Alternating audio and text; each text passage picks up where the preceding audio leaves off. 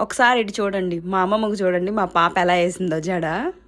నేను చిన్నప్పుడు స్కూల్కి వెళ్ళినప్పుడు మా అమ్మమ్మ నాకేసింది. ఇప్పుడు మా పాప ఏమో మా అమ్మమ్మకు జడ వేస్తూ ఉంటుంది. ఇలాంటి రకరకాల జడలు వేసి ఆమెని ఇదిగోండి చీర కూడా కట్టిద్ది. కదిలితే కొడతా, సరిగ్గా నుంచో చీర కడతాను నేనని చెప్పి అంటుంది. నేను ఫన్నీగా తీసా వీడియో.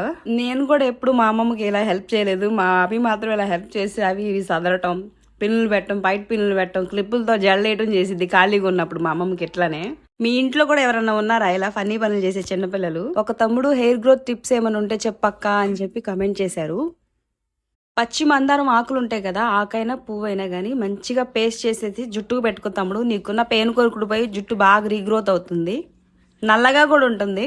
మన స్కిన్కి కానీ హెయిర్కి కానీ పైకి అప్లై చేసే కాదు, లోపల ఇన్సైడ్ కూడా హెల్దీ ఫుడ్ తింటే బెటర్ అనుకుంటాను. అక్క ఐస్ క్రీమ్ తింటున్నావు మరి మాకు అంటారా? సరే ఓకే ఉండండి చూపిస్తా.